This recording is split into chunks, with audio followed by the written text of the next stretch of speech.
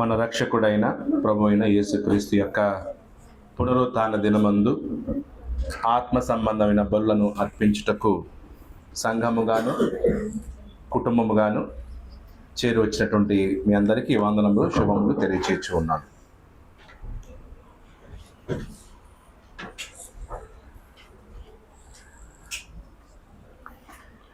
మనం ప్రతి ఆదివారం క్రిస్టాలజీకి సంబంధించినటువంటి అంశాన్ని గురించి మనం మాట్లాడుతూ ఉన్నాం. ఓకే, వేరే మార్కర్స్ లేవా? కలర్ రెడ్ కాకుండా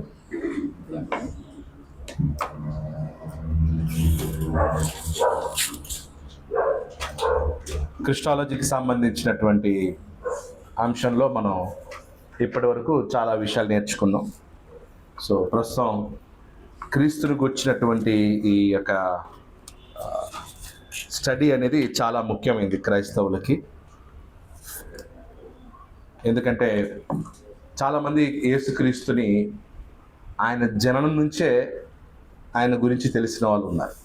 యేసుక్రీస్తు యొక్క ఉనికి ఎప్పటి నుంచి అంటే ఆయన నిత్యత్వంలో ఉన్నాడు, మధ్యలో ఎక్కడ కనపడలేదు, మళ్ళీ మరియమ్మ గర్భం ద్వారానే ఆయన ఈ లోకంలో ప్రవేశించాడు.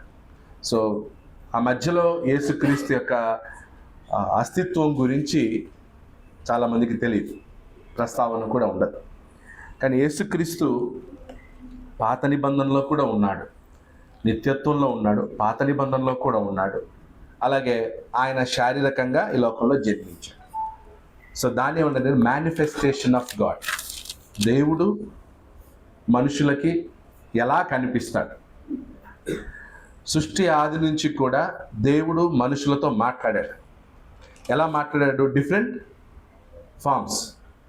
హెబ్రీ పత్రిక 1వ అధ్యాయం 1వ వచనం ఏం చెప్తుంది? పూర్వకాలమందు నానా సమయములలోను నానా విధములుగాను మన పితరులతో మాట్లాడిన దేవుడు ఈ దినముల అంతమందు తన కుమారుని ద్వారా మనతో మాట్లాడాడు. సో దేవుడు మాట్లాడా? దేవుడు మనుషులతో మాట్లాడాడు. ఎలా మాట్లాడాడు? నానా విధాలుగా మాట్లాడాడు, నానా సమయాలలో మాట్లాడాడు. అంటే గిన స్వప్నముల ద్వారా మాట్లాడాడు, దేవదూతల ద్వారా మాట్లాడాడు. అలా కాలక్రమేణా కొద్ది సో దేవుడు మనుషులతో వ్యవహరించాడు. కానీ ఎలా మాట్లాడాడంటే గిన ఆయన మరి యేసుక్రీస్తు ద్వారా మాట్లాడాడు ఈ దినములు అంతమంది అనుకుంటారు. సో అందుకు అక్కడ ఏమనుకుంటా అంటే మన యేసుక్రీస్తు ద్వారా మాట్లాడితే లాస్ట్ కమ్యూనికేషన్ యేసుక్రీస్తు. మరి అంతకుముందు యేసుక్రీస్తు లేడా? పాత నిబంధనలో యేసుక్రీస్తు మాట్లాడలేడా? ఉన్నాడు, కానీ వేరే ఫామ్లో ఉన్నాడు. రైట్, యేసుక్రీస్తు ఉన్నాడు కానీ క్రీస్తులాగా ఆయన ప్రత్యక్షం కాలేదు. క్రీస్తులాగా ఎప్పుడు ప్రత్యక్షం అవ్వాలంటే కాలము పరిపూర్ణమైనప్పుడు. కాలం పరిపూర్ణమైనప్పుడు ఆయన జన్మించాడు. సో యేసుక్రీస్తు కేవలం పాపములను క్షమించుటకు మాత్రమే రాలేదు, ఇంకా చాలా ఉన్నాయి. ధర్మశాస్త్రాన్ని నెరవేర్చడానికి వచ్చాడు. అంటే అప్పటి వరకు ఎవరు కూడా ధర్మశాస్త్రాన్ని ఏం చేయలేకపోయారు? నెరవేర్చలేకపోయారు. సో ఇప్పుడు క్రొత్త నిబంధన ఇవ్వాలి. క్రొత్త నిబంధన ఇవ్వాలంటే ఇవ్వబడిన ధర్మశాస్త్రం ఎవరి చేతనైనా నెరవేర్చబడకుండా క్రొత్త నిబంధనని ఇవ్వకూడదు. అప్పుడు ఏమవుతుందంటే క్రొత్త నిబంధన డిఫెక్ట్ అవుతుంది. క్రొత్త నిబంధనని దేవుడే ఇచ్చాడు అంటే అది మనుషుల చేత నెరవేర్చబడడం కుదరదా? మనుషులు ధర్మశాస్త్రాన్ని నెరవేర్చలేరా? నెరవేర్చగలరు అని నిరూపించడానికి శరీరంలో ఉన్నవాడు ధర్మశాస్త్రాన్ని నెరవేర్చగలడని నిరూపించడానికి యేసుక్రీస్తు ఈ లోకానికి వచ్చాడు. సో ఆయన పని, ఆయన మిషన్ ఓన్లీ పాపుల్ని రక్షించడం, పాపాలని తీసేయడం మాత్రమే కాదు. యేసుక్రీస్తు వారు ధర్మశాస్త్రాన్ని నెరవేర్చాడు. నెరవేర్చిన తర్వాత సిలువలో దాన్ని ఏం చేశాడనమాట? కొట్టివేశాడు. రైట్, ఎలా నెరవేర్చాడు యేసుక్రీస్తు ధర్మశాస్త్రాన్ని? ధర్మశాస్త్రాన్ని యేసుక్రీస్తు ఎలా నెరవేర్చాడు? ఎలా నెరవేర్చాడు? బలులు కరెక్ట్గా అర్పించడం వలన, దశం భాగాలు కరెక్ట్గా ఇవ్వడం ద్వారానా? ఎలా నెరవేర్చాడు ధర్మశాస్త్రం? చూద్దాం ఏమో చెప్తారు. ఏంటి ఆ క్రియలు? ధర్మశాస్త్రం నెరవేర్చడం అంటే ఎట్లా? రోమపత్రిక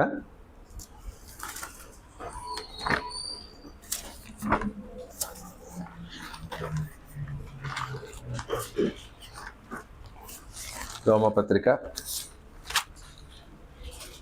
13వ అధ్యాయం 8 నుంచి చదువు. ఒకరినొకడు ప్రేమించిన విషయంలో తప్ప మరేమియో ఎవరికి అచ్చి ఉండవద్దు. ఒకరినొకడు ప్రేమించుట విషయములో తప్ప మరేమియో ఎవనికిని అచ్చి ఉండవద్దు. ఎందుకు? పొరుగువానిని ప్రేమించువాడే ధర్మశాస్త్రము నెరవేర్చినవాడు. ధర్మశాస్త్రమును నెరవేర్చడం అంటే ఏంటి? పొరుగువానిని ప్రేమించువాడే ధర్మశాస్త్రాన్ని ఏం చేస్తాడంట? నెరవేర్చినవాడు. ఎలాగనగా వ్యభిచరింపవద్దు, నరహత్య చేయవద్దు, దొంగిలవద్దు, ఆశింపవద్దు అనునవి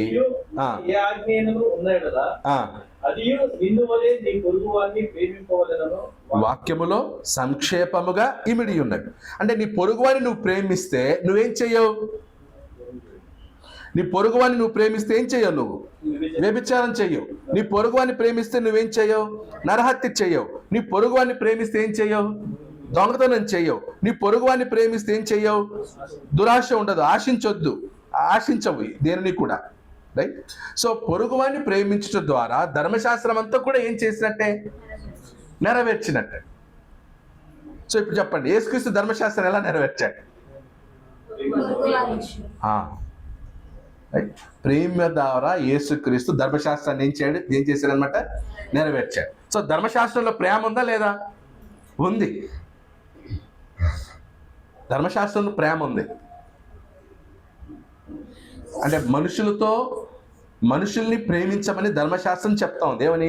వ్యభిచరించవద్దు, దొంగతనం చెయ్యొద్దు, నరహత్య చెయ్యవద్దు, తిట్టవద్దు, నీ పొరుగువాన్ని దేన్ని ఆశించొద్దు, అబద్ధం ఆడవద్దు.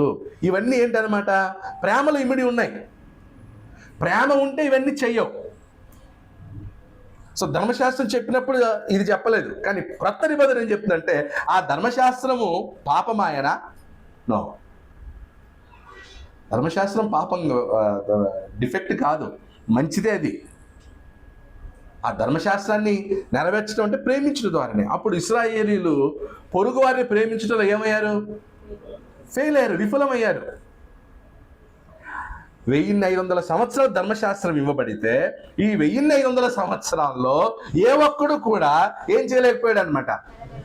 నెరవేర్చలేకపోయాడు. ఈవెన్ దావీదు కూడా ఏం చేయలేకపోయాడు? నెరవేర్చాడు దావీదు కూడా ఫెయిల్ అయ్యాడు.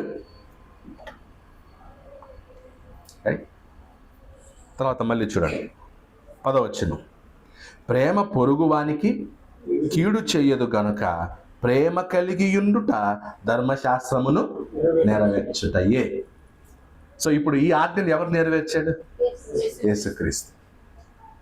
ఒకే ఒక చోట, అంటే అంతటా ఆయన ప్రేమ కలిగి ఉన్నాడు. తర్వాత ఛాలెంజ్ కూడా చేశాడు, మీరు నాలో పాపం ఉన్నదని మీలో ఎవరైనా నిరూపించగలరా? అంటే యేసుక్రీస్తు ఎవరికి ఏ పాపం చేయలేదు. ఆ తర్వాత తనని పొడిచిన వారిని చూచి ఏమన్నాడు? తండ్రి, వీరేమి చేయుచున్నారో వీరు ఎరుగరు, వీరిని క్షమించు. ఏమైంది అక్కడ? ధర్మశాస్త్రం నెరవేర్చబడింది. ఎప్పుడైతే శత్రువుని ప్రేమించామో, ఎప్పుడైతే పొరుగు వారిని ప్రేమిస్తామో అప్పుడు ధర్మశాస్త్రాన్ని ఏమైనట్లు? విశేషం ఏంటంటే క్రొత్త నిబంధన క్రింద ఉన్నటువంటి మనం క్రీస్తు చూపించినటువంటి ఆ ప్రేమను ప్రాక్టీస్ చేయడం ద్వారా మనం 2 నిబంధనలు నెరవేరుస్తున్నాం. ఏదేది? ధర్మశాస్త్రం నెరవేరుతా ఉంది, క్రొత్త నిబంధన నెరవేరుతా ఉంది. సో ధర్మశాస్త్రమైనా క్రొత్త నిబంధన ఏం చెప్తుంది? ప్రేమ గురించి చెప్తుంది. సో కాబట్టి క్రీస్తు యొక్క మేనిఫెస్టేషన్, క్రీస్తు యొక్క ఇన్కార్నేషన్ నేను శరీరధారి. ఆయన శరీరధారి అయి మరియమ్మ గర్భం ద్వారా వచ్చాడు. కానీ అంతకంటే ముందు ఆయన మేనిఫెస్టేషన్ ఉంది. అంటే ఆయన ప్రత్యక్షమయ్యాడు. మేనిఫెస్టేషన్ అంటే కింద God appearing in the form of human. ఇప్పుడు మరియమ్మ గర్భం ద్వారా శరీరం ధరించుకొని జన్మించాడు. పాత నిబంధనలో శరీరం ఉన్న మానవుని వల్ల కనిపించాడు. రెండు కొంచెం డిఫరెన్స్. కనిపించడం వేరు, శరీరమును ధరించుకోవటం వేరు. పాత నిబంధనలో శరీరాన్ని ధరించుకోలేదు యేసుక్రీస్తు, కానీ హ్యూమన్ ఫామ్లో కనపడ్డాడు అనమాట. అందుకే యెహోవా దూత, ప్రభువు దూత అనే టైటిల్స్ మనం చూసాం లాస్ట్ టైం స్పెషల్గా. అది ఎవరన్నమాట? యేసుక్రీస్తు. సో చాలా టఫెస్ట్ సబ్జెక్ట్. దైవత్వం గురించి అర్థం చేసుకోవడం చాలా టఫెస్ట్ సబ్జెక్ట్. కొంతమంది ఏమంటారంటే ఈయన ఏమి లేదు అంతా యేసు ప్రభు అని చెప్పుకునే వాళ్ళు కొంతమంది. ఈ కన్ఫ్యూజన్ అర్థం చేసుకోలేక, లేదు పాత నిబంధనలో ఉన్న యెహోవాయే ఎవరు? యేసుక్రీస్తు అని కన్క్లూషన్కి వచ్చేసారు. కాబట్టి దైవత్వంలో ముగ్గురు లేరు, తండ్రి, కుమార, పరిశుద్ధాత్మ లేదు, ఒకడే ఉన్నాడు. ఆయన ఎవరన్నమాట? యేసుక్రీస్తే. రేపు పరలోకంకి వెళ్తే మనకు తండ్రి కనిపిస్తా అంటే లేదు లేదు యేసు మాత్రమే కనిపిస్తాడు అనేవాళ్ళు ఉన్నారు. అంటే చదవటం కొంచెం అర్థం చేసుకోవడానికి కన్ఫ్యూజన్గా ఉంది. కాబట్టి మరికొంతమంది ఏమన్నారంటే కదా, తండ్రి మాత్రమే అసలైన దేవుడు, కుమారుడు ఎవరు కాదు, దేవుడు కాదు, ఆయన ఒక ప్రవక్త లాంటోడు, ఆయన ఒక దేవదూత లాంటోడు అంతే. ఈ టీచింగ్లో ఉన్న వాళ్ళు ఉన్నారు. సో కొంచెం మనం టైం తీసుకొని నిదానంగా అర్థం చేసుకోగలిగితే రైట్, క్రిస్టాలజీ, క్రీస్తుని కూర్చున్నటువంటి సత్యం మనకు చాలా స్పష్టంగా తెలుస్తుంది. సో మనం ఈరోజు ఆలోచించబోయేటువంటి విషయం ఏంటంటే, మళ్ళీ ఒకసారి మనం చూచినట్లయితే దేవుని గురించి ఓకే వచనాలు కొన్ని చూద్దాం. దేవుణ్ణి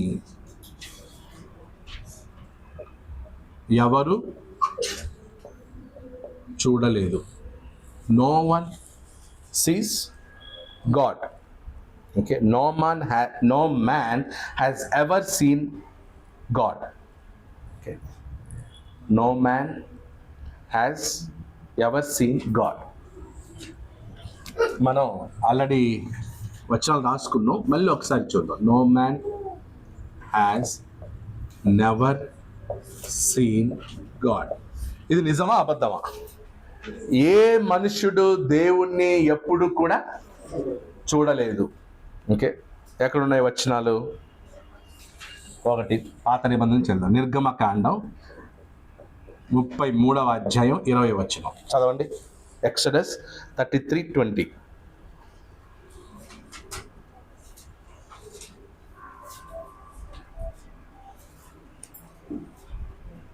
మరియు ఆయన, నీవు నా ముఖమును చూడజాలవు, ఏ నరుడును నన్ను చూచి బ్రతకడని. సో ఏ నరుడు నన్ను చూడజాలడు, చూచి బ్రతకనేరడు. ఇప్పుడు చాలా స్పష్టంగా తెలియజేస్తుంది. ఏ మనుషుడు కూడా దేవుణ్ణి ఏం చేయలేడట? చూడలేడు, చూచిన తర్వాత బ్రతకలేడు. ఓకే, 2వ వచనం చదువుదాం. 40:35 నిర్గమకాండం 40వ అధ్యాయం 35వ వచనం చదవండి. నిర్గమకాండం 40వ అధ్యాయం 35వ వచనం. ఎక్సడస్ 40:35.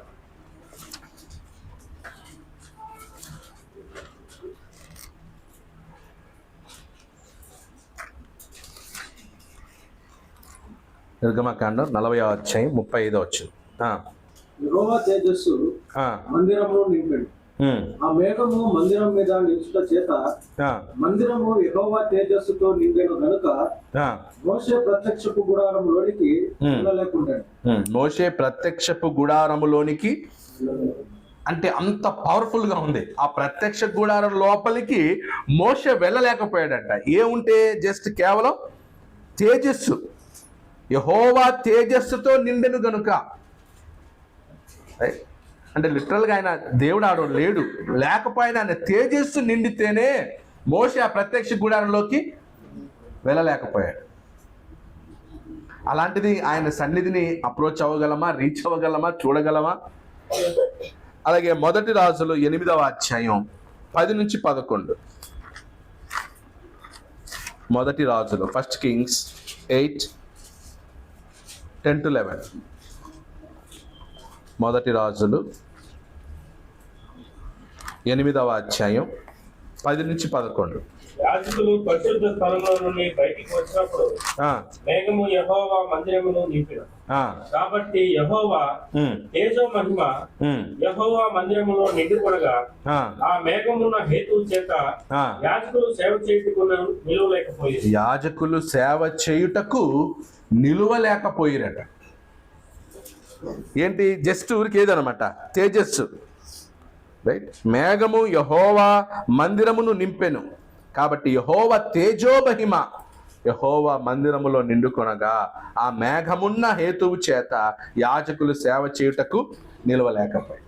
సో పాత నిబంధనలో దేవుణ్ణి చూడలేదు, దేవుని యొక్క సన్నిధిని నిలవలేకపోయారు. ఓకే, సో కాబట్టి పాత నిబంధనలో ఎవరు కూడా దేవుణ్ణి చూడలేదు. క్రొత్త నిబంధన ఏం చెప్తుంది? యేసుక్రీస్తు ఏం చెప్పాడు? యోహాను సువార్త 1:18, అలాగే 5:37 చదవండి. 1:18 యోహాను సువార్త 1:18. ఎవడును ఎప్పుడును దేవుణ్ణి. సో ఇప్పుడు యేసుక్రీస్తు ఎవరి గురించి మాట్లాడుతున్నాడు? తన గురించి మాట్లాడుతున్నాడా, లేదా తన తండ్రి అయిన దేవుని గురించి మాట్లాడుతున్నాడా? తన గురించి మాట్లాడట్లా. ఇక్కడ ఎవరిని రెఫర్ చేస్తున్నాడు అనమాట? తండ్రిని చూపిస్తాడు, తండ్రి గురించి మాట్లాడుతున్నాడు. అంటే యేసుక్రీస్తుకు తండ్రి ఉన్నాడు, ఆ తండ్రి అయిన దేవుణ్ణి ఎవరు కూడా ఎప్పుడు ఏం చేయలేదంట? చూడలేదు. ఓకే, నెక్స్ట్ 5వ అధ్యాయం 37 చదవండి. మరియు నన్ను పంపిన తండ్రి నన్ను గూర్చి సాక్ష్యం ఇచ్చుచున్నాడు. మీరు ఏ కాలమందైనను ఆయన స్వరము వినలేదు. సో స్పష్టంగా చెప్తుంది, నన్ను పంపిన తండ్రి నన్ను గూర్చి సాక్ష్యం ఇచ్చుచున్నాడు, మీరు ఏ కాలమందైనను ఆయన స్వరము వినలేదు, ఆయన స్వరూపమును. సో కాబట్టి యోహాను 1:18 ఎవరి గురించి మాట్లాడాడు? తండ్రి గురించే. 5:37 ఎవరి గురించి మాట్లాడుతున్నాడు? తండ్రి గురించే. ఓకే, సో తన తండ్రి యొక్క స్వరమును గాని స్వరూపమును గాని ఏ మనుషుడు ఎప్పుడు ఏం చేయలేదు అనమాట? చూడలేదు. ఆయన స్వరాన్ని వినలేదు అని ఎవరు చెప్తున్నారు? యేసుక్రీస్తు చెప్తున్నాడు.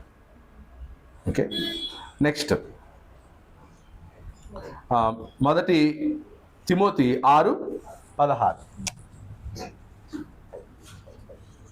1 తిమోతి 6వ అధ్యాయం 16వ వచనం.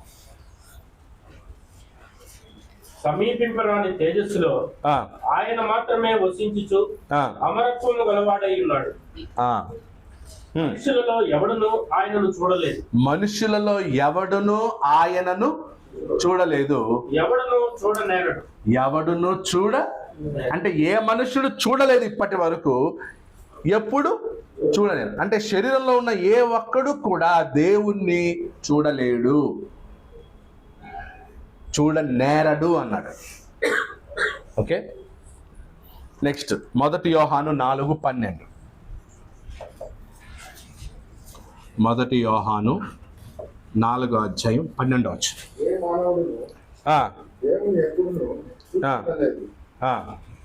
ఏ మానవుడును ఎప్పుడును దేవుణ్ణి చూచి ఉండలేదు. సో రైట్, దేవుణ్ణి చూడలేదు, కానీ దేవుడు మనలో ఎప్పుడు ఉంటాడంటే మనం ఒకరినొకరు ఏం చేసినప్పుడు? ప్రేమించినప్పుడు. ఇప్పుడు దేవుణ్ణి చూడటం ముఖ్యమా, దేవుడు మనతో ఉండటం ముఖ్యమా? మాట్లాడలేదు. చాలా మంది ఏమనుకుంటారు? దేవుణ్ణి చూడాలి అని అనుకుంటారు, కానీ ఏది కోరుకోవట్లేదు? దేవుడు నాతో ఉండాలని కోరుకోవట్లేదు.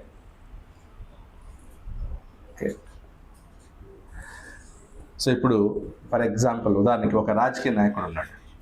ఒక రాజకీయ నాయకుడు రోజు మనకు కనపడడం ముఖ్యమా, లేదా మనకు కావాల్సి అంటే ఆ ప్రజలకు కావాల్సినవి ఏవి అవసరమో అవన్నీ చేయడం ముఖ్యమా? మాట్లాడలేదు. ఇప్పుడు ఆంధ్రాలో ఒక రాజకీయ నాయకుడు ఉన్నాడు. అతను ఏంటంటే రోజు పొద్దున్నే అందరికి కనిపిస్తాడు. పొద్దున్న వెళ్తాడే గుడ్ మార్నింగ్ చెప్పుకుంటూ వెళ్తాడు. కానీ అతన్ని గెలిపించలే.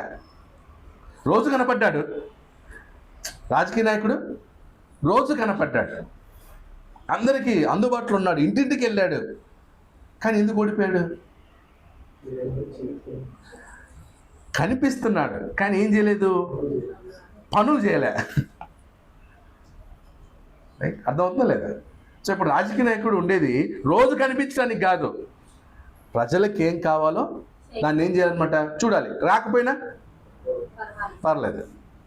అలాగే ఇప్పుడు మనం కూడా ఏం చేసుకోవాలి, దేవుణ్ణి చూడటం ముఖ్యం కాదు, దేవుడు మనతో ఉండి దేవుడు తన కార్యాలని జరిగించాలి, అది మనం ఫీల్ అవ్వాలి.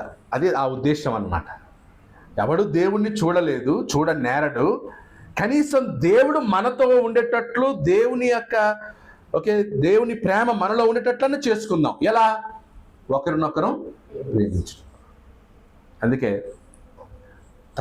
తాను చూచుచున్న తన సహోదరుణ్ణి ప్రేమింపలేనివాడు తాను చూడని దేవుణ్ణి. సో కాబట్టి రేపు ఎవరు పరలోకానికి వెళ్తారు? ఎవరు దేవుణ్ణి చూడగలరు? తన సహోదరుని ప్రేమించేవాడు ఎవరిని చూడగలడు? దేవుణ్ణి చూడగలరు. మీరు దేవుణ్ణి చూడాలనుకుంటున్నారా? ఓకే, అది ఎప్పుడు జరుగుతుందంటే మీరు మీ సహోదరుని ప్రేమించినప్పుడు. అంటే అప్పుడు ధర్మశాస్త్రం నెరవేరింది, క్రొత్త నిబంధన నెరవేరింది. అప్పుడు ఎవరిని చూస్తాం? ఏ దేవుణ్ణి చూస్తాం? ఈ వచనాల్లో చెప్పబడింది కదా, ఏమని? ఏ నరుడు దేవుణ్ణి చూడలేదు, ఏ మనుషుడు దేవుణ్ణి చూడలేదు. అలాంటి దేవుణ్ణి మనం ఎప్పుడు చూడగలమంటే ఈ దేహ విమోచన పొందినప్పుడు. ఈ దేహంతో ఉండగా మనము దేవుణ్ణి ఏం చేయలేం, చూడాలి. ఎందుకంటే మన నేత్రాలకి ఆ కెపాసిటీ ఎంత ఉంది? మన నేత్రాలకి పవర్ కదా.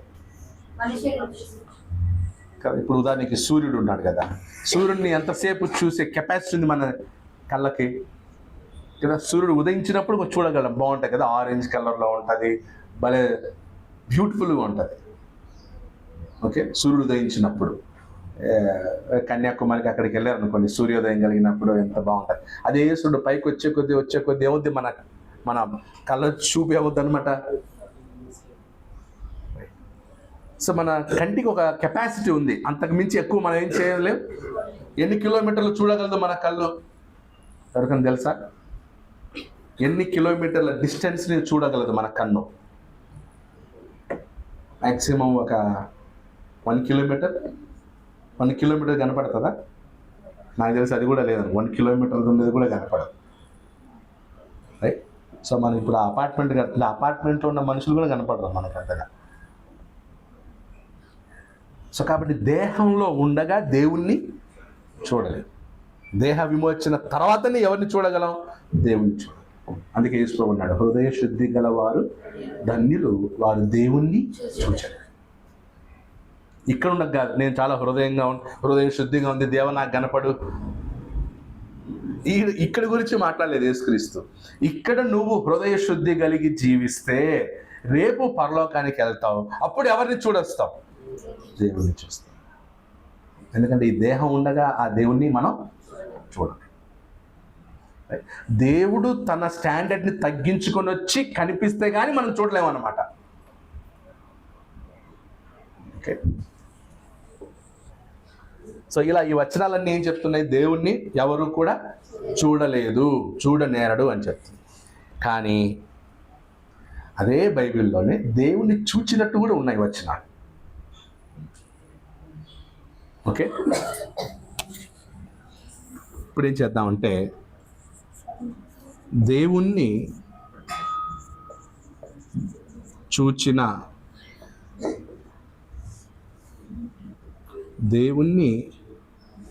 చూచిరి,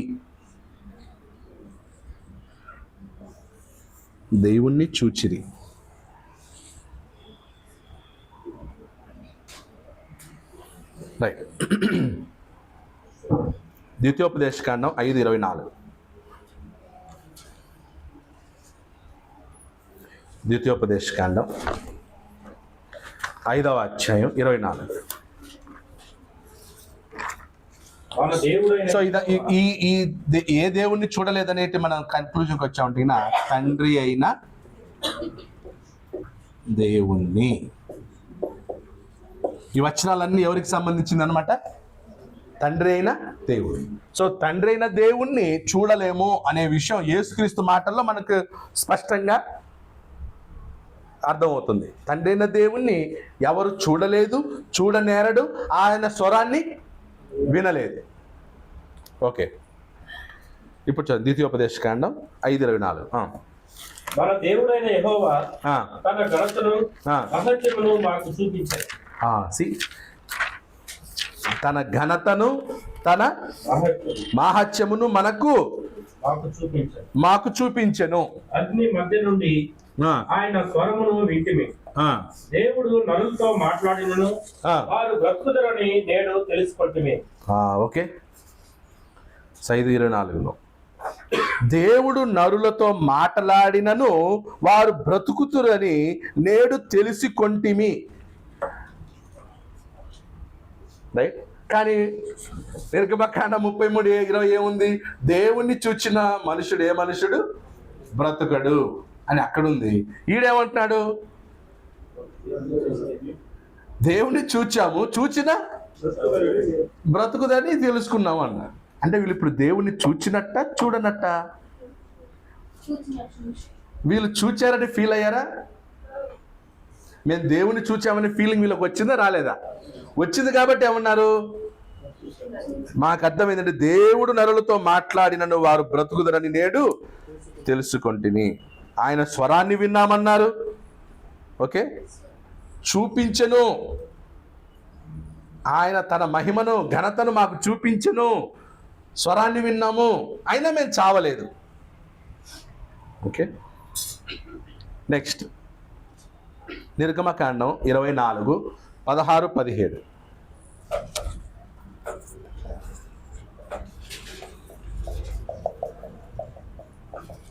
నిర్గమకాండం 24వ అధ్యాయం 16-17 వచనాలు. యెహోవా మహిమ సీనాయి కొండ మీద నిలిచెను. యెహోవా మహిమ సీనాయి కొండ మీద నిలిచెను.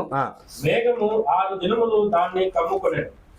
7వ దినమున ఆయన ఆ మేఘములో నుండి మోషేను పిలిచినప్పుడు యెహోవా మహిమ ఆ కొండ శిఖరం మీద దహించు అగ్ని వలె ఇశ్రాయేలు కన్నులకు కనబడెను. ఇశ్రాయేలీల కన్నులకు కనబడెను. రైట్. యెహోవా మహిమ ఇశ్రాయేలీల అగ్ని వలె ఇశ్రాయేలీల కన్నులకు కనబడెను. రైట్. సో ఇక్కడ కూడా దేవుని మహిమ, యెహోవా మహిమ ఇశ్రాయేలీలకు కనబడినట్టు, ఇశ్రాయేలీలు యెహోవా మహిమను చూచినట్టు ఉంది. నెక్స్ట్ లేవియాకాండం 9:23.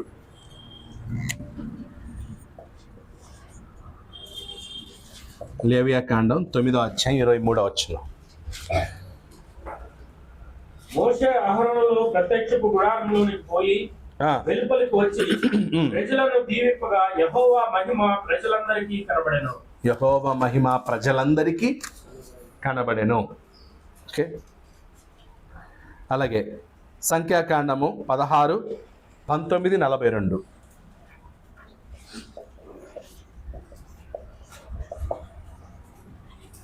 సంఖ్యాకాండము 16:19-42.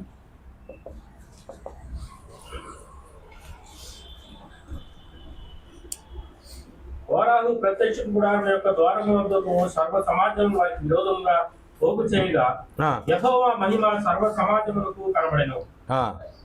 యెహోవా మహిమ సర్వ సమాజమునకు కనబడెను. 42. సమాజము మోషే అహరోనులకు విరోధముగా కూడెను. వారు ప్రత్యక్ష గుడారం వైపు తిరిగి చూడగా ఆ మేఘము దాన్ని కమ్మెను. యెహోవా మహిమయు కనబడెను. యెహోవా మహిమ సో ఈ వచనాలన్నిట్లో ఏం కనిపిస్తుంది అనమాట? యెహోవా మహిమ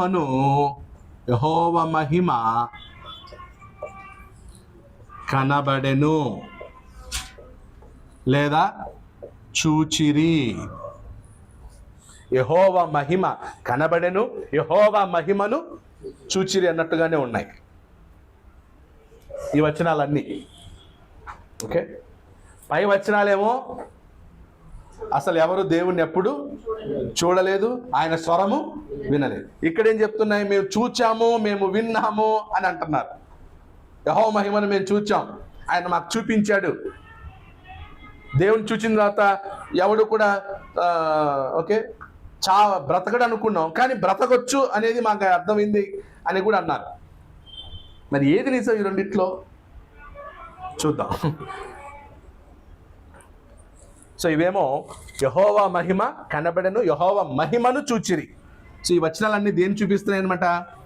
మహిమ అంటే రియల్గా ఫేస్, దేవుని ఫేస్ని చూచినట్టు కాదు, కానీ యెహోవా మహిమను వాళ్ళు ఏం చేశారనమాట? చూచారు. ఓకే, నెక్స్ట్ ఆదికాండం. ఓకే, సో ఇక దేవుని మహిమ అందుకున్నాం. దేవుని మహిమను చూచిరి. ఏ బి సి, దేవుణ్ణి ముఖాముఖిగా చూచిరి. దేవుణ్ణి ముఖాముఖిగా చూచిరి. ఏ పాయింట్ ఏమో దేవుణ్ణి ఎవరు చూడలేదు ఇప్పటి వరకు. బి పాయింట్ ఏం చూస్తున్నాం? దేవుని మహిమను చూచిన సందర్భాలు ఉన్నాయి. ఇప్పుడు ఏం చూస్తున్నాం? దేవుణ్ణి ముఖాముఖిగా చూచిన సందర్భాలు. దేవుని ముఖాముఖిగా చూచిన సందర్భాలు ఇక్కడ ఆదికాండం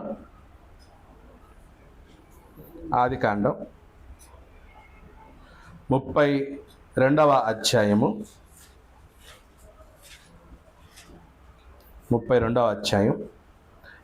24 నుంచి 32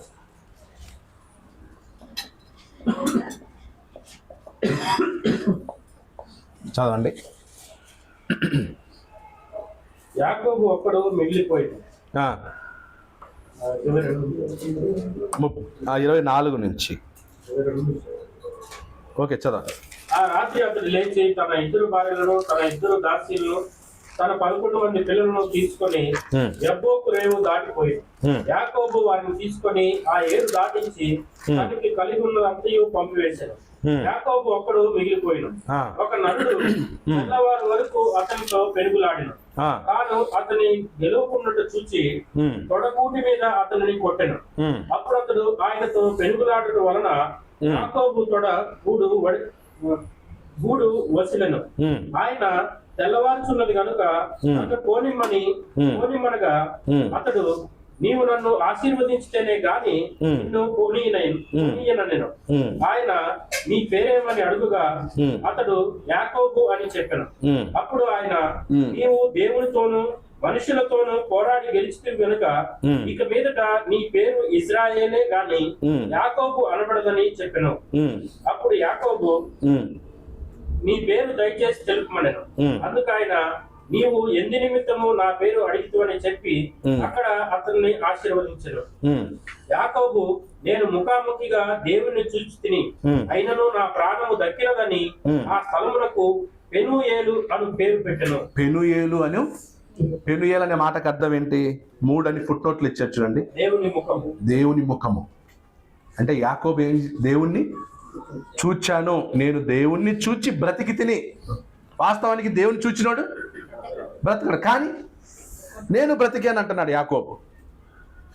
అంటే ఇప్పుడు యాకోబుకి దేవుడు ముఖాముఖిగా కనిపించలేదా? కనిపించాడు, కానీ ఇప్పుడు అది ఎవరని తెలియాలి. అర్థమైందా? ఎవరది? తండ్రి అయిన దేవుడా, ప్రభు అయిన యేసుక్రీస్తు, పరిశుద్ధాత్మన, లేదా దూతన? సో మనం సింపుల్గా నెగ్లెక్ట్ చేసుకుంటూ వెళ్ళాం అనుకోండి. దీన్ని నెగ్లెక్ట్ చేసే వాళ్ళు ఉన్నారు. పోనీ తండ్రి అయిన దేవుడు యాకోబుతో పోరాడుతాడా? సో ఇక్కడ యాకోబు ఏమన్నా అడిగినా, యాకోబు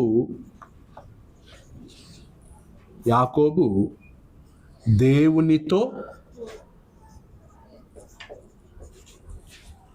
పోరాడెను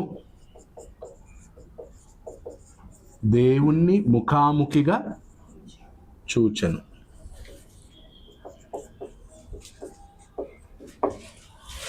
దేవుణ్ణి ముఖాముఖిగా చూచెను. నెక్స్ట్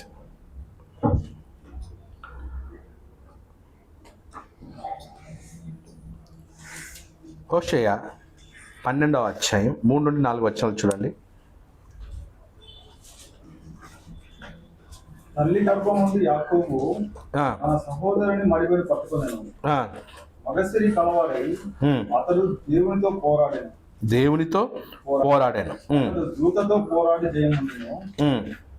అతడు కన్నీరు విడిచి అతని బతిమాలెను. బేతేలులో ఆయన అతని ప్రత్యక్షమాయను. అక్కడ ఆయన మనతో మాట్లాడాను. యెహోవా అని, సైన్యములకు అధిపతి యెహోవా అని ఆయనకు జ్ఞాపకార్థనామము. ఓకే, సో దీన్ని బట్టి ఏమర్థం అవుతుంది? హోషేయ కూడా చెప్తున్నాడు ఏమని? యాకోబు దేవునితో పోరాడాడు.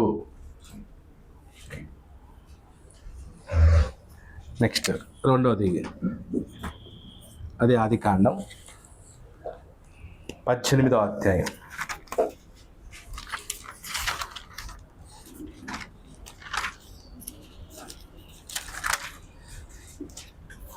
18వ అధ్యాయం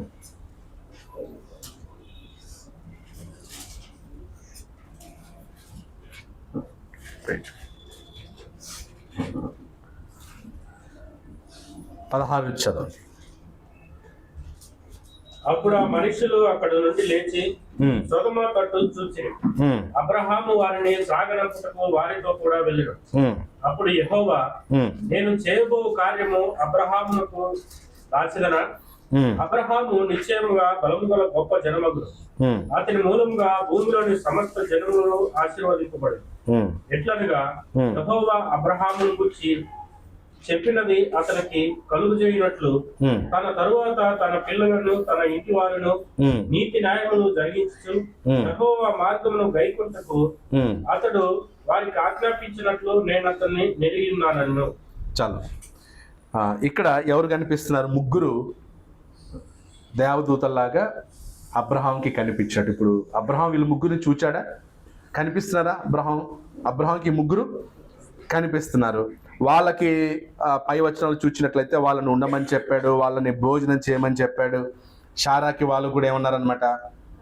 నువ్వు గర్భం ధరిస్తావు, కుమారునికి అంటావు, రైట్? షారా కూడా అక్కడ నవ్వినప్పుడు ఎందుకు నవ్వావు? సో ఇలా డిస్కషన్ జరుగుతూ ఉంది, రైట్? సో మరి అక్కడ ఎవరై ఉంటారు? ఆ ముగ్గురు ఎవరు?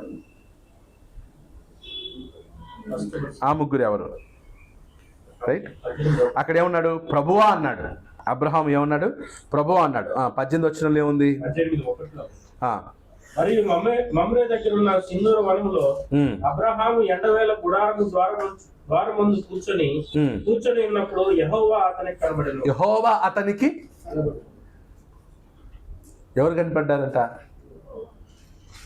యెహోవాని మరి చూడకూడదు కదా, యెహోవాని ఎవరు చూడలేరు కదా. కానీ అబ్రహాంకి ఎలా కనపడ్డాడు?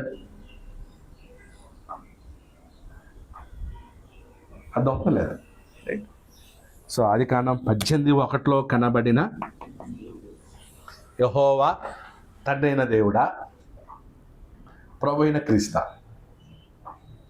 సో అప్పుడు ఇక్కడ మనం ఒక అన్లర్న్ అండ్ రీలర్న్ అవ్వాలి. ఏంటి మనం అనుకునేది? చాలా వరకు యెహోవా అనే నామము తండ్రికి మాత్రమే అనేది ఫస్ట్ మనం డిలీట్ చేసేసుకోవాలి. యెహోవా అనే నామము ఎవరికి మాత్రమే?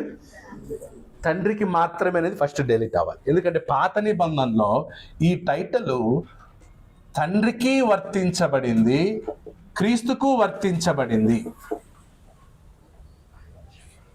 ఏ పేరు? యెహోవా అనే పేరు. అంతకంటే ముందు ఓకే అబ్రహాము యాక్చువల్లీ ఇక్కడ చూడండి, అబ్రహాము యెహోవా కనబడెను. బట్ యాక్చువల్లీ అబ్రహాము, ఇస్సాకు, యాకోబులకి యెహోవా అనే నామమున ప్రత్యక్షము కాలేదు. అంటే ఇది అయిన తర్వాత రాశాడు కాబట్టి, మోషే రాశాడు కాబట్టి, మోషే సమయానికి దేవుని పేరు యెహోవా అని రివీల్ అయింది. కాబట్టి యెహోవా అనే పేరుతోనే ఆది కాండం నుంచి కూడా రాసుకుంటూ వచ్చాడు. బట్ వాస్తవానికి అబ్రహాము, ఇస్సాకు, యాకోబులకి ఏ నామంలో ప్రత్యక్షమయ్యాడు దేవుడు? చూడండి, నిర్గమ 6వ అధ్యాయం, నిర్గమకాండం 6వ అధ్యాయం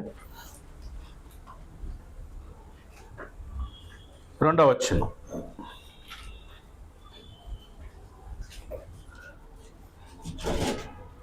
మరియు దేవుడు మోషేతో ఇట్లనెను, నేనే యెహోవాను, నేను సర్వశక్తి గల దేవుడను పేరున, సర్వశక్తి గల దేవుడను పేరున అబ్రహాము, ఇస్సాకు, యాకోబులకు ప్రత్యక్షమైతిని, కానీ యెహోవా అను నా నామమున నేను వారికి తెలియబడలేదు. సో యెహోవా కంటే ముందు ఎలా ప్రత్యక్షమయ్యాడంట ఆయన? సర్వశక్తి గల దేవుడు. సో నేను సర్వశక్తి గల దేవుడు అనే పేరున అబ్రహాము, తర్వాత ఇస్సాకు మరియు యాకోబు వాళ్ళకి నేను కనిపించాను. తర్వాత మోషే కాలంలో దేవుడు తన పేరుని ఏం చేశాడనమాట? రివీల్ చేశాడు. ఏమని? దేవుని పేరు యెహోవా. తండ్రి పేరు యెహోవా అని చెప్పట్లే అక్కడ. దేవుని పేరు ఏంటి? అప్పటి వరకు సర్వశక్తి గల దేవుడు. సర్వశక్తి గల దేవుడు ఏ పేరుతో పిలువబడ్డాడు అనమాట? యెహోవా. సో ఆ యెహోవా తండ్రికి క్రీస్తుకు కూడా వర్తించబడింది. ఆ యెహోవా అనే టైటిల్ క్రీస్తుని గురించి మాట్లాడేటప్పుడు కూడా పాత నిబంధనలు ఏం చేయబడింది అనమాట? రాయబడింది. మనం ఒక ట్రూ బైబిల్ స్టూడెంట్స్ ఏం చేయాలంటే, ఏ యెహోవా తండ్రికి సంబంధించింది, ఏ యెహోవా క్రీస్తుకు సంబంధించిందని మనం ఏం చేయాలన్నమాట? గ్రహించగలగాలి. మీరు బైబిల్ స్టడీ చదివేటప్పుడు ఊరికే గుడ్డిగా చదువుకుంటూ వెళ్ళడం కాదు. సంవత్సరానికి నేను 2 సార్లు చదివినాను బైబిల్, ఒకసారి చదివినాను, ఏదో క్యాలెండర్ టైమింగ్స్ వేసుకొని రోజుకి 3 అధ్యాయాలు చదవాలి, 4 అధ్యాయాలు చదవాలి కాబట్టి నేను బైబిల్ చదివేశాను కదా. 10 సార్లు చదివిన వాళ్ళకి కూడా ఈ విషయం తెలిసి ఉండదు. సో బైబిల్ చదివేటప్పుడు మనం ఏ యెహోవా తండ్రికి సంబంధించింది, ఏ యెహోవా క్రీస్తుకి సంబంధించింది. ఇప్పుడు మనం ఇన్నిసార్లు చదివాం. ఎప్పుడైనా యెహోవా అబ్రహాముకు కనబడెను అన్నప్పుడు ఎలా కనపడతాడు ఆయన? కనపడ్డు కదా. దేవుణ్ణి ఎవరు చూడలేదు కదా. మరి ఎలా చూచాడు అబ్రహాము అని ఇలా ఎవరైనా ఆలోచించుంటారా? బైబిల్ చదివేటప్పుడు అలా ఆలోచిస్తామా? అదేం చదవం. మనకేం కావాలి? అధ్యాయం పూర్తవ్వాలి. అడిగినప్పుడు ఏం చెప్పాలి? నేను చదివాను అని చెప్పాలి చెయ్యెత్తి. ఆ తర్వాత జనాలకు తెలియాలి నేను డైలీ బైబిల్ ఆ మెంటాలిటీతో చదువుతాం తప్ప మనం అర్థం చేసుకోవడానికి చదవం. నేను చదివాను దేవా బైబిల్, నేను కూడా చదివాను 10 సార్లు చదివాను. నేను నా జీవితంలో 50 సార్లు చదివాను బైబిల్. సో బైబిల్ చదవటం ముఖ్యం కాదు, ఎంతవరకు నువ్వు గ్రహిస్తున్నావు, ఎంతవరకు విషయం నీకు అర్థం అవుతుంది, దైవత్వం మీద మనకి ఎంత అవగాహన కలిగి ఉన్నాం. సో యెహోవా అనే టైటిల్ ఇప్పుడు మనకి ఈజీ అవుతుంది. యెహోవా అనే ఎప్పుడైతే మనం యెహోవా అనే పేరు తండ్రికి మాత్రమే అని మనం ఫిక్స్ అయితే మాత్రం పాత నిబంధన నీకు అసలు చాలా కన్ఫ్యూజన్. ఎప్పుడైతే యెహోవా అనేది ఒక నామం, ఆ నామం దేవునికి, రైట్, ఆ దేవుడు అనగానే ఎవరెవరు ఉన్నారు? తండ్రి, కుమార, పరిశుద్ధ. ఓకే ఇప్పుడు యెహోవా అంటే ఏంటి? యెహోవా అంటే ఏంటమ్మా? నేను ఉన్నవాడను, అనువాడనై ఉన్నా. అయామ్. యెహోవా అనే మాటకు అర్థం ఏంటన్నమాట? అయామ్. నేను ఉన్నవాడను, నేను ఉన్నవాడను. సో యెహోవా అనే టైటిల్కి అర్థం ఏంటంటే అయామ్, నేను ఉన్నవాడను.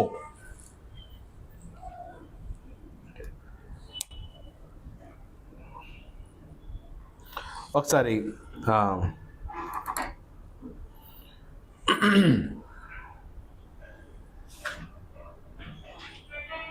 యేసుక్రీస్తు చెప్పినటువంటి మాటలు మనం గమనించుతాం.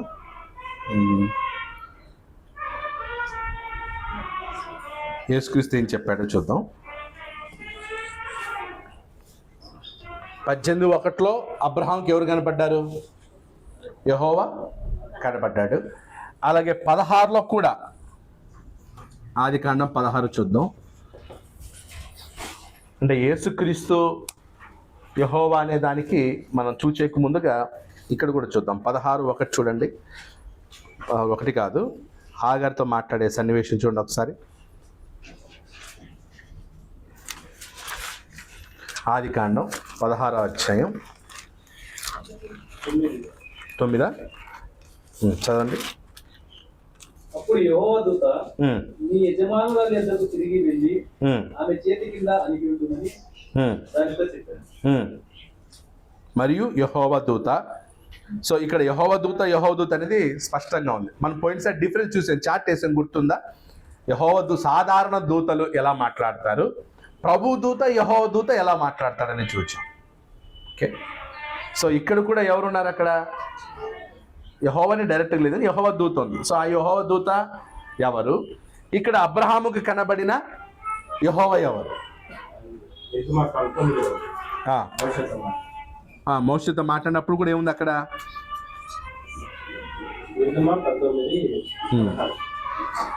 మూడవ నాడు ఉదయమైనప్పుడు ఆ పర్వతం మీద ఉరుములు, మెరుపులు, సాంద్ర మేఘము, బోర యొక్క మహాధ్వని కలుగగా పాలెంలోను ప్రజలందరూ వణికి దేవుణ్ణి ఎదుర్కొన్నట్టుకు మోషే పాలెంలో నుండి ప్రజలను అవతలకు రప్పింపుగా వారు పర్వతం దిగువన నిలిచి యెహోవా అగ్నితో సీనాయి పర్వతం మీదకి దిగి వచ్చినందున అదంతయు ధూమమై ఉండెను. సో ఎవరు దిగి వచ్చాడు?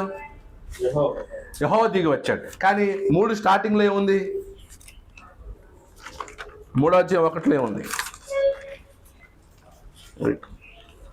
యెహోవా దూత 2వ వచనం చూడండి. ఒక పొద నడిమిని అగ్ని జ్వాలలో యెహోవా దూత అతనికి ప్రత్యక్షము ఆయను. ఓకే, సో ఇక్కడ యెహోవా దూత ప్రత్యక్షమయ్యాడు, ఇక్కడేమో యెహోవాయే వచ్చినట్లుంది. దీనంతటిని స్టెఫెన్ ఏమంటున్నాడు?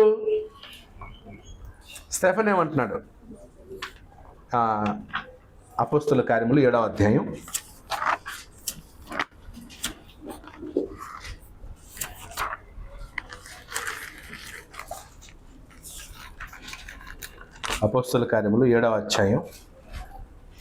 35వ వచనం.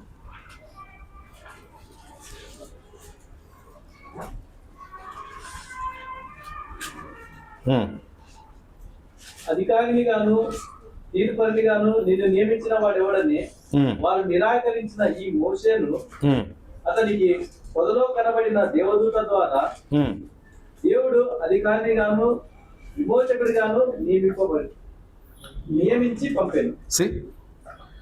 ఈ మోషేను అతనికి పొదలో కనబడిన దేవదూత ద్వారా దేవుడు అధికారిని గాను విమోచకుని గాను నియమించెను. అప్పుడు మోషేకి పొదలో కనపడింది దేవుడా, దేవుని దూతనా? గట్టిగా చెప్పండి. దేవుని దూత. సో దేవదూత ద్వారా మాట్లాడిన దేవుడు మాట్లాడాడు, కానీ ఎవరి ద్వారా మాట్లాడాడు? దేవదూత ద్వారా. సో పొదల్లో కనబడింది మోషేకి దేవుడా, దేవుని దూతనా? దేవుని దూత కదా. ఓకే, ఇప్పుడు మళ్ళీ 38 వచనం చదవండి. సీనాయి పర్వతం మీద 36 చదువుదాం. కాంటెక్స్ట్. ఐగుప్తులోను ఎర్ర సముద్రంలోను 40 ఏళ్ళు అరణ్యంలోను మహత్కార్యములను సూచక క్రియలను చేసి వారిని తోడుకొని వచ్చిన ఎవరు? మోషే. 37 నా వంటి ఒక ప్రవక్తను దేవుడు మీ సహోదరుల్లో మీకు పుట్టించును అని ఇశ్రాయేలుతో చెప్పిన మోషే ఇతడే. ఇదే మోషే ఏమన్నాడు? నా వంటి ప్రవక్తను దేవుడు మీ సహోదరులలో మీకు పుట్టించును. ఓకే, కాంటెక్స్ట్ అర్థమవుతుందా? మోషేకి కనబడిన వాడెవరు? దేవదూత. ఆ మోషే ఇశ్రాయేలీలను 40 సంవత్సరాలు ఏం చేశాడంట? నడిపించి ఏమన్నాడు? నా వంటి ప్రవక్తను మీలో నుండి మీకు పుట్టించును అని దేవుడు చెప్పాను అని ఈ మోషేనే చెప్పాడంట. ఇప్పుడు నెక్స్ట్ 38. సీనాయి పర్వతం మీద తనతో మాట్లాడిన దేవదూతతోను సీనాయి పర్వతము మీద తనతో మాట్లాడిన దేవదూతతోనూ మన పితరులతోనూ అరణ్యములోని సంగమందు ఉండి ఆ, మనకిచ్చుటకు జీవవాక్యములను తీసుకొనిన వాడితడే. మనకిచ్చుటకు జీవవాక్యములను తీసుకొనిన వాడు ఇతడే. ఆ, ఇతనికి తన పితరులు లోబడనొలక ఆ, ఇతనిని త్రోసివేసి ఆ, తమ హృదయములలో ఐగుప్తులకు పోగొరిన వారై ఆ, మాకు ముందు నడిచినట్టు దేవతలను మాకు చేయుము.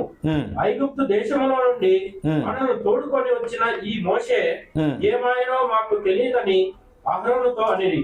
అర్థమవుతుంది కదా. సో మోషేకి కనబడింది ఎవరు? దేవదూత, ఏంజల్ ఆఫ్ ద లార్డ్, యెహోవా దూత, ప్రభువు దూత. ఓకే. సో అప్పుడు మోషే చూచాడు ఆ దేవదూతని, మాట్లాడాడు. రైట్. ఆ తర్వాత వెళ్తూ వెళ్తూ కూడా ఆ దేవదూత ఒకటి అన్నాడు, ఏమని? నీ ముఖం నాకు చూపించుమా అన్నాడు. మహిమను చూచాను కానీ ముఖము నేను ఎవడు కూడా చూచి ఏం చేయలేడు, బ్రతకలేడు. కావాలంటే నువ్వేం చేయగలవు నా. సో ముఖాముఖిగా ఒక సందర్భంలో దేవదూతలు కనబడింది, ఇంకో సందర్భంలో ముఖం చూడాలనుకున్నాడు కానీ చూడడానికి కుదరలేదు. సో అక్కడ మోషేకి కనబడింది దేవుడు కాదు, దేవుని దూత అన్నట్లు మనకు స్పష్టంగా అర్థమవుతుంది. అంత పవర్ఫుల్ దేవదూత ఎవరబ్బా? అర్థమైందా? ఇది ధర్మశాస్త్రాన్ని ఇచ్చేంత అధికారం ఉన్న దేవదూత ఎవరు? ధర్మశాస్త్రాన్ని బండ మీద రాసిన దేవదూత ఎవరు? అర్థమవుతుంది లేదా? సో దీన్ని బట్టి ఏమర్థమవుతుంది? అక్కడ మోషేతో మాట్లాడింది, యాకోబుతో మాట్లాడింది, అబ్రహాంతో మాట్లాడింది, వీళ్ళందరితో మాట్లాడింది ఎవరు? యెహోవానే. కానీ ఏ యెహోవాది? ఎవరు కాదు? ఒకవేళ తన్నైన దేవుడు అయితే యెహోవా, యేసులో చెప్పిన అవన్నీ కూడా ఏమవుతాయి? అబద్ధం అవుతుంది. నా తండ్రిని ఎవరు చూడలేదు ఇప్పటి వరకు. అప్పుడు అబ్రహాం ఏమంటాడు? మేము చూసాం కదా అంటాడు. యేసుక్రీస్తు మీరు చూసింది తండ్రిని కాదు, ఎవరిని? మోషే అంటాడు, నువ్వు తండ్రిని చూడలేదే, నన్ను చూచావు. యాకోబు, నేను పోరాడాను. నువ్వు తండ్రితో కాదు పోరాడింది, ఎవరితో? అంటే దేవుడు తేజోమయుడు. ఆయన స్థాయి తగ్గలేదు. అంటే ఆయన తగ్గించుకుంటే తప్ప మనుషులతో ఏం చేయగలడు? వ్యవహరించగలడు, మనుషులతో మాట్లాడు, మనుషులతో పోరాడగలడు. ఇంకొక వచనం చూద్దాం. నిర్గమకాండం 24:9-11. అక్కడ మోషే, అహరోను, నాదాబు, అబీహు అలాగే 70 మంది కూడా యెహోవాను చూచినట్లే వాళ్ళు చెప్తారు. ఒకసారి చూడండి. 24 నిర్గమకాండం 24. తరువాత మోషే, అహరోను, నాదాబు, అబీహు ఇశ్రాయేలు పెద్దలలో 70 మంది ఎక్కిపోయి ఇశ్రాయేలు దేవుణ్ణి చూచిరి. ఇశ్రాయేలీల దేవుణ్ణి, ఇక్కడ ఏముంది? ఏకంగా దేవుణ్ణి చూచిరి. ఆయన పాదముల క్రింద నిగనిగలాడు నీలమయమైన వస్తువు వంటిదియు ఆకాశ మండలపు తేజము వంటిదియు ఉండెను. ఆయన ఇశ్రాయేలీలలోని ప్రధానులకు ఏ హాని చేయలేదు. వారు దేవుని చూచి అన్నపానములు పుచ్చుకొనిరి. దేవుని చూచారంట, అన్నపానములు పుచ్చుకుని. ఎలా సాధ్యం ఇది? ఒకచోట ఏమో దేవుని చూచినోడు బ్రతకడంటే వీళ్ళు చూచి ఏం చేశారంట. మరి అప్పుడు ఆ దేవుడు ఎవరై ఉంటారు? ఏ దేవుని చూచిందచ్చు వీళ్ళు? యేసుక్రీస్తే యెహోవాగా ప్రత్యక్షమయ్యాడు. సో యేసుక్రీస్తే యెహోవా అనే పేరుతో ప్రత్యక్షం. ఆ తర్వాత ఆయనకి యేసుక్రీస్తు అనే పేరు వచ్చిండేది. యేసు అనే పేరు కూడా ఎప్పుడు వచ్చింది దానికి అంటే మనకు అర్థం అవడానికి మనం యేసు అంటున్నాం. బట్ ఆయన యెహోవాగా ప్రత్యక్షమయ్యేటప్పుడు ఆయనకి యేసు అనే పేరు ఉందా? లేదు. మరి ఏ పేరు? వాక్యం అనే పేరు ఉంది. దేవుని కుమారుడుగా ఉన్నాడు, వాక్యంగా ఉన్నాడు, యెహోవా అనే నామములో ప్రత్యక్షమయ్యాడు. సో ఇది ఇంకా స్పష్టం అవ్వాలంటే మనం యోహాను సువార్త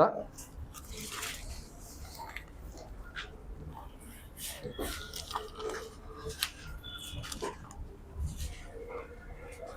యోహాను సువార్త 8వ అధ్యాయం.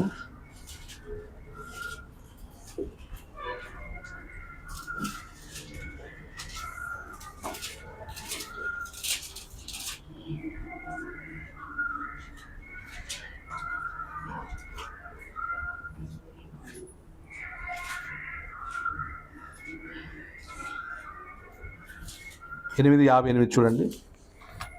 యోహాను సువార్త 8:58. యేసు అబ్రహాము పుట్టక ముందే నేను ఉన్నానని మీకు నిశ్చయంగా చెప్తున్నాను. ఓకే. వారు ఆయన మీద ఊటకు రాళ్ళు ఎత్తిదాన్ని. అబ్రహాము పుట్టక మునిపే నేను ఉన్నాను, ఐయామ్. నేను ఇందాక యెహోవా అంటే ఏంటి? నేను ఉన్నవాడను.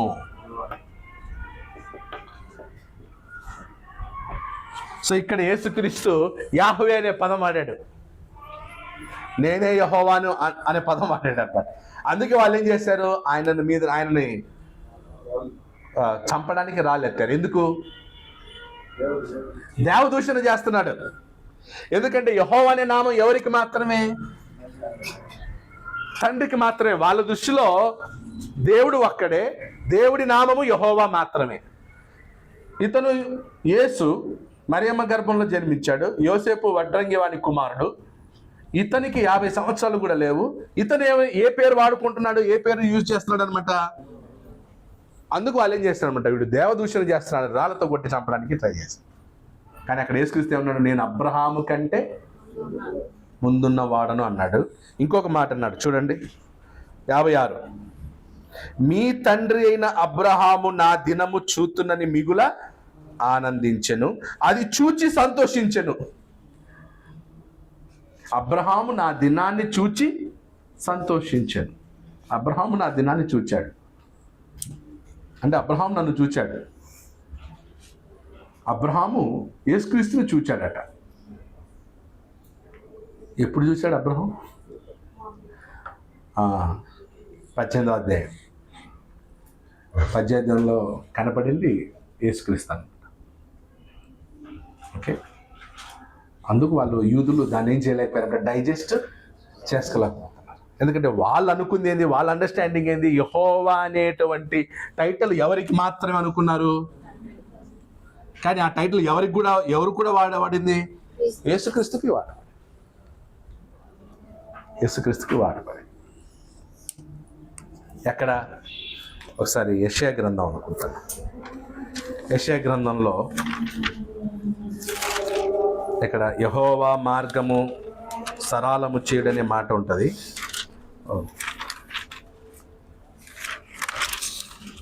సార్ గుర్తు రావట్లేదు వచ్చును, ఎవరికైనా తెలుసా?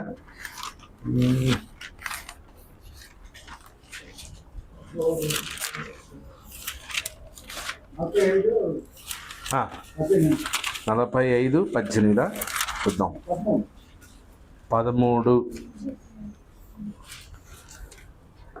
అతని మార్గములన్నిటినీ సరళం చేసిన కాదు, యెహోవాకు మార్గము సిద్ధపరచుడని ఉంటుంది. యెహోవాకు మార్గము సిద్ధపరచుడి.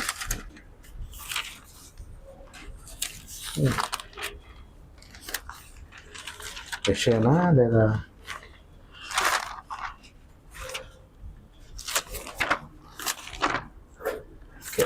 దొరకపోతే తెలిసేయండి, ఇంత చెప్తాను.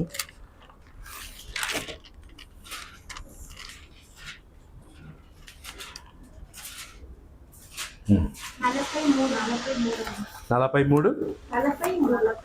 ఓకే. యెషయా గ్రంథం 40వ అధ్యాయం 3వ వచనం. 40వ అధ్యాయం 3వ వచనం. ఎస్. ఆలకించుడి, అడవిలో ఒకడు ప్రకటించుచున్నాడు. ఎవరు? బాప్తిజం ఇచ్చే యోహాను. ఎట్లనగా అరణ్యములో యెహోవాకు మార్గము సిద్ధపరచుడి, ఎడారిలో మా దేవుని రాజ్య మార్గము సరళము చేయుడి. ప్రతి లోయను ఎత్తు చేయవలెను, ప్రతి పర్వతమును ప్రతి కొండను అనచవలెను. వంకరవి చక్కగాను కరుకైనవి సమముగాను ఉండవలెను. యెహోవా మహిమ బయలుపరచబడును. సో ఇక్కడ యెహోవా ఎవరు? యెహోవాకు మార్గము సిద్ధపరచడంటే క్రీస్తు. సో యోహాను వచ్చింది ప్రభు మార్గం సిద్ధపరచడానికి, అంటే యేసుక్రీస్తుకి మార్గాన్ని సిద్ధపరచడానికి వచ్చాడు. బాప్తిజం ఇచ్చే యోహాను 6 నెలల కంటే ముందు. యేసుక్రీస్తు మత్తయి 3:3 మత్తయి 3:3 ఉంటుంది, చదవండి. ప్రభు మార్గం సిద్ధపరచుడి, ఆయన త్రోవలో సరళం చేయడని ఆయన మీద కేక వేయి ఒకరి శబ్దం. సో ఇది యెషయా గ్రంథం 40:3 బాప్తిజం ఇచ్చే యోహాను రెఫర్ చేసి నా గురించి చెప్పబడిన వచనం ఇదే, నా గురించి చెప్పబడింది, అది నేనే, ప్రభువుకు మార్గం సిద్ధపరచడానికి వచ్చిన వాడను నేనే. రైట్ రైట్ సో కాబట్టి యెహోవా అనే టైటిల్ తండ్రికి వాడబడింది, క్రీస్తుకు వాడబడింది. అది మనం అర్థం చేసుకుంటే పాత నిబంధనలో ఎక్కడైతే యెహోవా ఉందో అక్కడ మనకు కొంచెం ఏమవుతుందన్నమాట, క్లారిటీ వస్తుంది. లేకపోతే కన్ఫ్యూజన్ వస్తుంది. ఏమో ఇక్కడ చూడండి, ఇక్కడేమో ఎవరు కూడా తండ్రిని చూడలేదు, స్వరము వినలేదు అన్నాడు. ఇక్కడేమో చూచాము చూచాము ఇన్ని వచనాలు ఉన్నాయి. మనకి తెలియకపోతే ఎలా ఉంటుంది? యేసు ప్రభు ఏమో చూడలేడు, చూడొద్దన్నాడు, పౌలు చెప్పాడు దేవుని ఎవరు చూడలేదని, వీళ్ళేమో దేవుని చూచాము, దేవుని చూచితేమని ఇంత ధైర్యం చెప్తారు, దేవుని చూచి వచ్చి బోధినారంట. మళ్ళీ ఎలా ఇది అని మనం కన్ఫ్యూజ్ అవుతాం. సో అప్పుడు వీళ్ళు ఎవరిని చూచారు? యెహోవా మహిమను చూచారు. ఓకే, యెహోవా మహిమ కనబడింది, యెహోవా మహిమను చూచింది. సో వీళ్ళకి కనపడింది ఎవరంటే గిన, ఓకే రైట్, ఎవరు? యేసుక్రీస్తు. మేము ముఖాముఖిగా చూచామన్నారు, దేవునితో పోరాడింది దేవుని ముఖాముఖిగా ఎవరిని చూచారనమాట? యేసుక్రీస్తే. అప్పుడు యేసుక్రీస్తు అనే పేరు లేదు ఆయనకి, యెహోవా అనే నామంలోనే ఆయన కూడా ప్రత్యక్షమయ్యాడు. అప్పుడు యెహోవా పేరిట ఎవరైతే ఆరాధన చేశారో అవన్నీ ఎవరికి వెళ్ళాయి? యేసుక్రీస్తుకే వెళ్ళాయి. యెహోవా పేరిట జరిగినవన్నీ కూడా ఎవరికి వెళ్ళాయి? యేసుక్రీస్తుకి వెళ్ళాయి.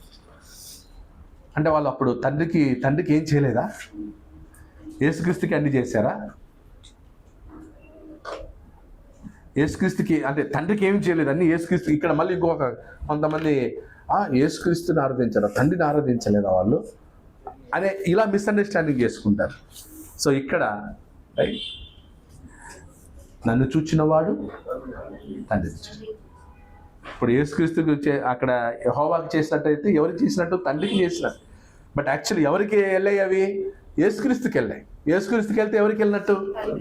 తండ్రికి వెళ్ళినట్టు. రైట్. ఇప్పుడు మనం ఏమంటున్నాం? కానుక చందా వేస్తున్నాం కదా, చందా దేవునికి ఇస్తున్నామా, సంఘ క్షేమాభివృద్ధి కొరకు ఇస్తున్నామా? దేవుడు తీసుకుంటాడు కదా మన అకౌంట్లో నుంచి. దేవునికి వెళ్తున్నాయి కానుకలు? నో. కానీ అది మనం ఎవరికి ఇచ్చినట్టు ఫీల్ అవుతున్నాం, కానీ అది దేని కొరకు వాడుతున్నాం? ఇప్పుడు అదే డబ్బుని కొంతమంది పాడు చేసేవాళ్ళు ఉన్నారు, దాన్ని నాశనం చేసిన వాళ్ళు ఉన్నారు, దాన్ని మిస్యూజ్ చేసిన వాళ్ళు ఉన్నారు, వేరే వాటికి ఉపయోగించిన వాళ్ళు ఉన్నారు. సో చందా మనం వేసేటువంటి డబ్బులు ఎవరికి కాదు? దేవునికి కాదు. ఎవరి కొరకు? అది సంఘ క్షేమాభివృద్ధి కొరకు.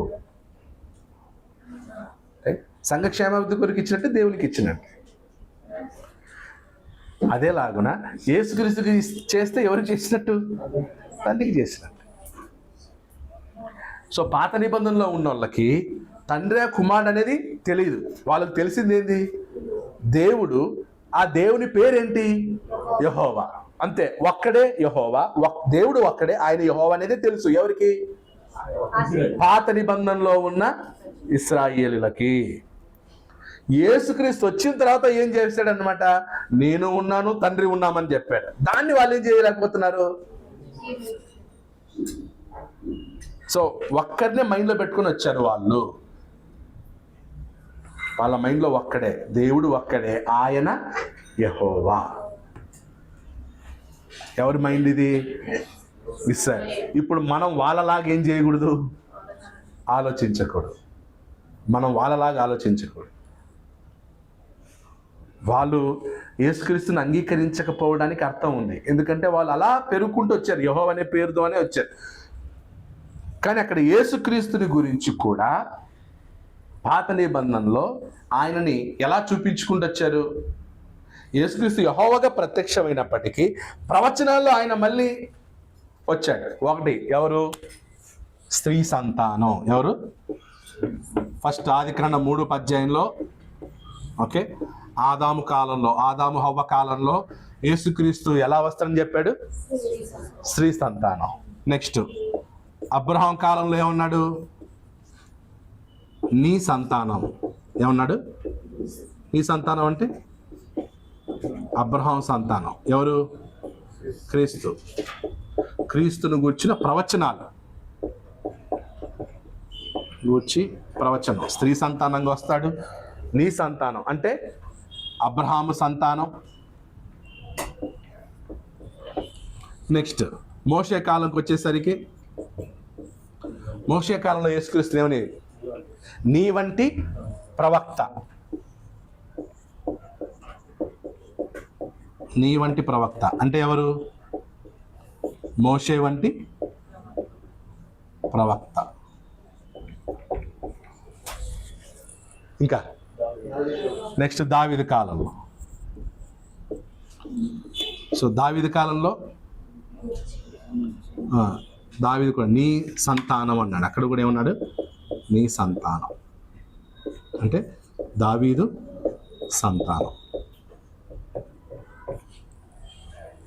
ఓకే, అంటే దావీదు సంతానంలో ఎలా వస్తాడంటే రాజుగా వస్తాడు. ఎలా వస్తాడు? రాజు. రాజు అంటే మెస్సయ్యా, అభిషక్తుడు. ఎందుకంటే రాజరికం ఏ గోత్రానికి? యూదా గోత్రానికి. యూదా గోత్రంలో ఎవరు జన్మించారు? దావీదు. దావీదు కుమారులే రాజు అవ్వాలి. సో దావీదు కుమారుడైన సొలొమోను రాజు అయ్యాడు. సొలొమోను కుమారుడైన రెహబాము రాజు అయ్యాడు. అలా దావీదు వంశంలో పుట్టిన వాళ్ళే రాజులు అవ్వాలి.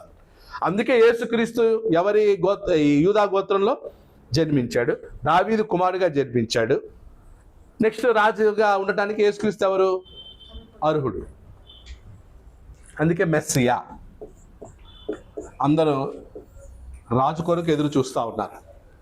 మాకు రాజు జన్మిస్తాడు, మాకు రాజు పుడతాడు, మాకు మెస్సియా వస్తాడు, మాకు అభిషక్తుడు వస్తాడు, వాగ్దానం చేయబడింది. రైట్. సో ఆయన వచ్చాడు. వచ్చిన తర్వాత ఆయన యూదులు ఏం చేయలేదు? అంగీకరించలేదు వాళ్ళు. సో పాత నిబంధనలో యేసుక్రీస్తు ఒకవైపు యెహోవా దూతగా, యెహోవాగా ప్రత్యక్షమవుతూనే ఇంకొక వైపు ప్రవచనం చేసుకుంటూ వచ్చాడు అనమాట. ఆయన వస్తాడు అని. సో ఎటు చూసినా ఎవరు కనిపిస్తారు? యేసుక్రీస్తు. ఓకే, సో ఈ అవగాహన మనకు ఉండాలి. ఆదాము కాలంలో, అబ్రహాం కాలంలో, మోషే కాలంలో, దావీదు కాలంలో యేసుక్రీస్తుని గురించి ప్రవచనం జరిగింది. దానితో పాటు ఆయన వాళ్ళ మధ్యలో ఉంటూ వచ్చాడు. రైట్. మేఘస్తంభము, అగ్నిస్తంభము. ఎవరు? యేసుక్రీస్తు. ఈ పితరులు బండలోనిది త్రాగిరి, ఆ బండ క్రీస్తు. ఆత్మ సంబంధమైన బండలోని త్రాగిరి, ఆ బండ క్రీస్తు అన్నాడు 1 కొరింథీ 10వ. సో కాబట్టి యేసుక్రీస్తు లేని కాలమే లేదు. మనం అనుకుంటాం యేసుక్రీస్తు భూమి మీద అడుగు పెట్టింది ఎప్పుడు? మాత్రం మరియమ్మ గర్భంలోనే అనుకుంటాం. కానీ ఆయన భూమి మీద సృష్టి మూలం నుంచి భూమి మీదకి వస్తున్నాడు, వెళ్తున్నాడు.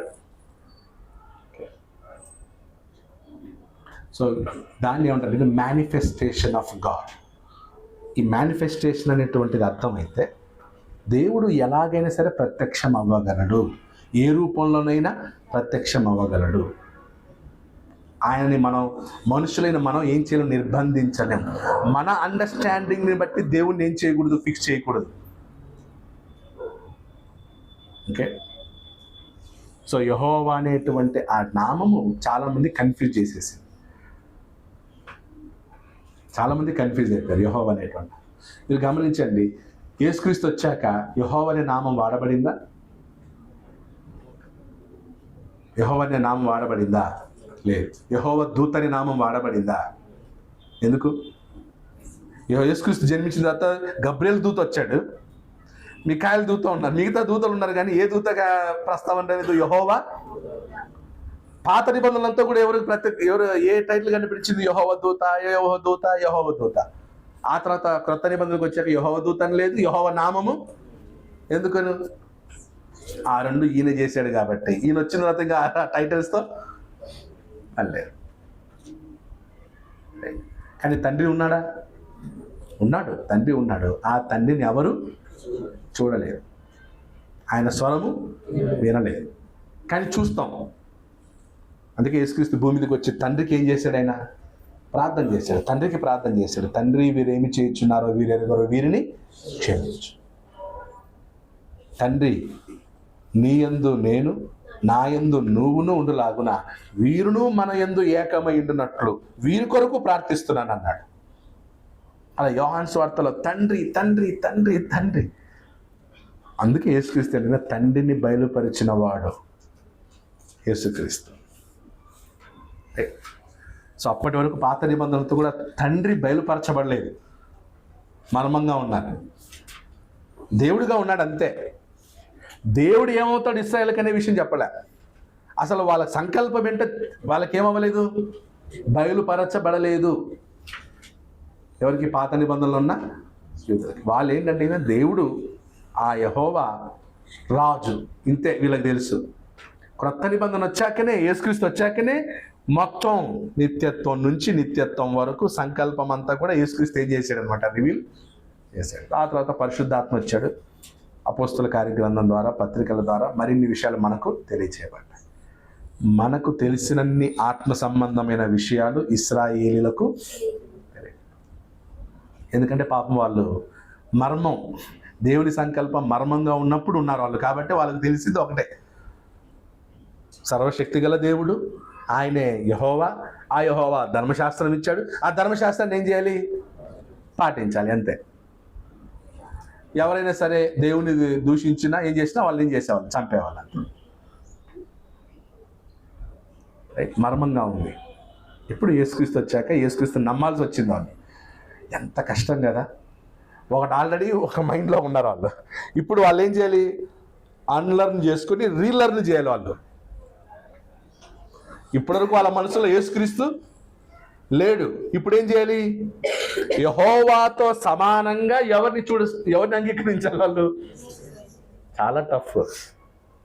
ధర్మశాస్త్రం లేని మనోళ్ళే యేసుక్రీస్తుని అంగీకరించడానికి కొంతమంది యెహోవా సాక్షులు యేసుక్రీస్తుని యాక్సెప్ట్ చేయడానికి వాళ్ళకి ఒప్పట్లేదు. అలాంటి యూదులు ఒప్పుకుంటారా? సో క్రిస్టాలజీలో మనం ఏమన్నా కొంచెం యూజ్ అయిందా? మీకు కొంచెం డిఫరెన్స్ అర్థమైందా? సో యెహోవా అనేటువంటి పదం యేసుక్రీస్తుకు వాడబడింది. ఉదాహరణకి యెషయా గ్రంథం 40:3 అక్కడ యెహోవాకు మార్గము సిద్ధపరచుడు అన్నాడు. సో అక్కడ యెహోవా ఎవరు? యేసుక్రీస్తు. ఆదికాండం 19లో సొదొమ గొమొర్రా నాశనం చేసేటప్పుడు యెహోవా యొద్ద నుండి అగ్ని కురిపించనని ఉంటుంది.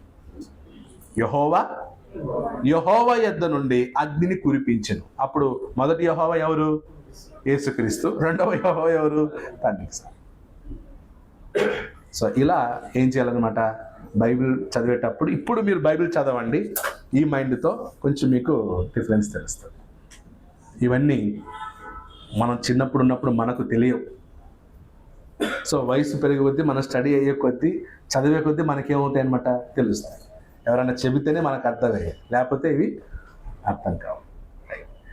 నెక్స్ట్ వారం ఒక వీలైతే ఈ టైటిల్స్, యెహోవాకి వాడబడినటువంటి టైటిల్స్ అన్నీ క్రొత్త నిబంధనలు యేసుక్రీస్తుకు ఎక్కడెక్కడ వాడబడ్డాయి, ఏ టైటిల్స్ వాడబడ్డాయి అనేది చూద్దాం.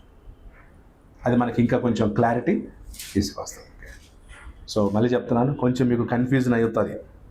ఓకే, డిస్టర్బ్ కావద్దు. ఈ సబ్జెక్ట్ పూర్తయినంత వరకు ఏం చేయండి, మీరు జస్ట్ వింటూ ఉండండి. సో చాలా వరకు మీరు రకరకాల ప్లేసెస్ నుంచి వచ్చారు. మీ సువార్థికులు వేరేలాగా చెప్పిండొచ్చు, మీ సంఘాల్లో లేదా చిన్నప్పుడు వేరేలాగా వినుండొచ్చు. అందుకే అన్నాను, అన్లర్న్ రీలర్న్. ఓకే, అందరూ చెప్పలేరు ఇవి, అందరూ సమానం కాదు. అందుకని నేనేదో పెద్ద గొప్పని కాదు, తెలుసుకుందాం. దీనివల్ల ఏంటంటే మనం ఇంకొంచెం నెక్స్ట్ లెవెల్కి వెళ్ళి మన పిల్లలు రేపు క్వశ్చన్స్ అడుగుతారు. రేపు ఇదే క్వశ్చన్ అయినప్పుడు వాళ్ళు అడుగుతారు, ఏమని, డాడీ ఇక్కడ యేసు ప్రభువు ఏమన్నాడు, దేవుణ్ణి చూడలేదు. మరి పాత నిబంధనలో వాళ్ళు చూచారన్నది కదా అని అడిగితే ఏం చెప్తావు సమాధానం? నువ్వు సైలెంట్గా ఉంటారా అంటావా? నాకే తెలీదు నీకెందుకు రైవే అంటావా?